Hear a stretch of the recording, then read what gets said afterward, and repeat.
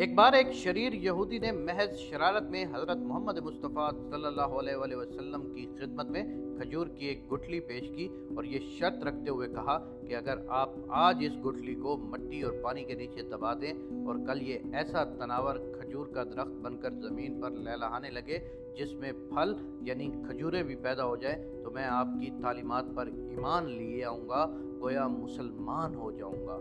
رسول مکرم صلی اللہ علیہ وآلہ وسلم نے اس کی یہ شرط تسلیم کر لی اور ایک جگہ جا کر آپ صلی اللہ علیہ وآلہ وسلم نے اس گٹھلی کو مٹی کے نیچے دبا دیا اور اس پر پانی ڈالا اور اللہ سبحانہ تعالیٰ سے دعا بھی فرمائی اور وہاں سے واپس تشریف لے آئے۔ اس یہودی کو دنیاوی اصولوں کی کسوٹی پر یقین کامل تھا کہ ایک دن میں کس طرح بھی کھجور کا درخت تیار نہیں ہو سکتا، لیکن رسول مکرم صلی اللہ علیہ وآلہ وسلم کی ذات اقدس کی روحانیت اور آپ کا اعتماد اس کے دل میں کھٹکا اور خدشہ ضرور پیدا کر رہا تھا کہ کہیں کل ایسا ہو ہی نہ جائے کہ کھجور کا درخت اگ جائے اور اسے ایمان لانا پڑ جائے۔ اس نے اپنے اس وسوسے کو دور کرنے کے لیے پھر دنیاوی اصولوں کی مدد لی اور شام کو اس مقام پر جا کر جہاں کھجور کی گٹھلی آقائے دو جہاں صلی اللہ علیہ وآلہ وسلم نے بوئی تھی اس کو وہاں سے نکال لیا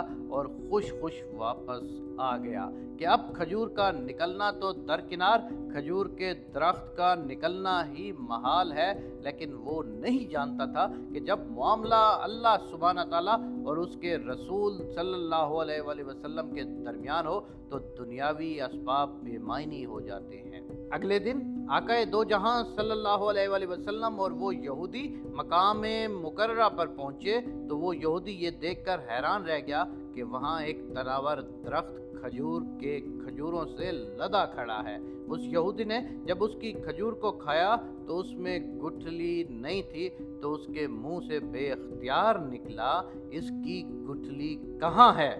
مرقوم ہے کہ اس موقع پر رسول اکرم صلی اللہ علیہ وآلہ وسلم نے ارشاد فرمایا کہ گٹھلی تو تم نے کل شام ہی نکال لی تھی، اس لیے گٹھلی تو کھجور میں ہے ہی نہیں، البتہ تمہاری خواہش کے مطابق کھجور کا درخت اور کھجور موجود ہے۔ کہا جاتا ہے کہ وہ یہودی اللہ سبحانہ تعالیٰ کے اذن سے رسول اکرم صلی اللہ علیہ وآلہ وسلم کے اس معجزے کو دیکھ کر مسلمان ہو گیا۔ اس واقعے کے بعد سے آج تک بغیر گٹھلی والی معجزاتی کھجور مدینہ منورہ میں خوب اگتی ہے، دکانوں پر فروخت بھی ہوتی ہے۔ اس کھجور کا اصل نام سکھل ہے، اسے سخل بھی کہتے ہیں، اور اگر آپ کو نام یاد نہ بھی رہے تو آپ اسے بیدانہ کھجور کہہ کر بھی طلب کر سکتے ہیں۔ اب بہت زیادہ علم رکھنے والے بالخصوص نباتیات یعنی باٹنی کے ماہرین یہ بھی پوچھیں گے کہ جب سکھل کھجور میں گٹھلی نہیں تو اس کی مزید کاشت 1400 سالوں سے کیسے ہو رہی ہے؟